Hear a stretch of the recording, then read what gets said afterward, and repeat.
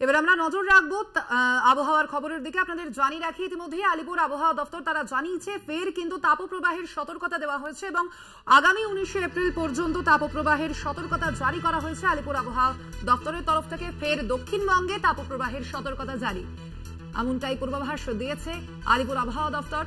19 April পর্যন্ত তাপপ্রবাহের সতর্কতা জারি করা হয়েছে। আপনারা জানেন 19 এপ্রিলই রাজ্যে প্রথম দফায় ভোট রয়েছে এবং 19 এপ্রিল পর্যন্ত পূর্ব পশ্চিম মেদিনীপুর, ঝাড়গ্রামে তাপপ্রবাহের সতর্কতা জারি করেছে আলিপুর আবহাওয়া দপ্তর।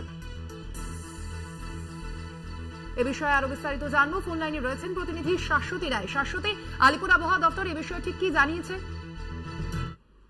দেখো, উত্তর পশ্চিম এবং পশ্চিমী সন্ধ্যা বা পশ্চিমী হাওয়ার কারণেই কিন্তু এই তাপপ্রবাহের, সেক্ষেত্রে এই তাপপ্রবাহ জারি থাকবে দক্ষিণবঙ্গের ক্ষেত্রে 19 এপ্রিল পর্যন্ত এবং তাপমাত্রা পারদ কিন্তু প্রায় 2 থেকে 4 ডিগ্রি সেন্টিগ্রেড ঊর্ধ্বমুখী থাকবে এবং বিশেষত যে জেলাগুলোতে জারি হয়েছে সতর্কতা সেগুলোর মধ্যে পড়ছে 2 চব্বিশ পরগনা, মেদিনীপুর, পশ্চিম মেদিনীপুর, ঝাড়গ্রাম, পুরুলিয়া, বাঁকুড়া, পূর্ব বর্ধমান, পশ্চিম বর্ধমান সহ দক্ষিণবঙ্গের সবকটি জেলাতেই বলা যায় যে এই হিট ওয়েভের সতর্কতা রয়েছে। তবে এই হিট ওয়েভের যে প্রভাব তা কিন্তু উত্তরবঙ্গে পড়ছে না। উত্তরবঙ্গে বেশ কিছু জেলাতে উপরের দিকে যে জেলাগুলো রয়েছে, জলপাইগুড়ি, আলিপুরদুয়ার, কোচবিহার, কালিম্পং, দার্জিলিং, এই 5টি জেলাতে কিন্তু বৃষ্টির সতর্কতা থাকছে।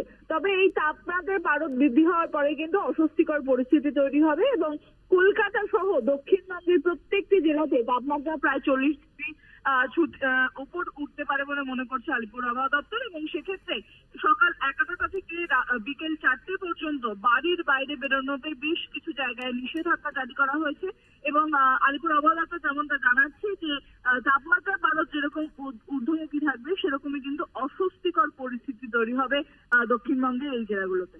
একদম, ধন্যবাদ তোমাকে শাশ্বতী।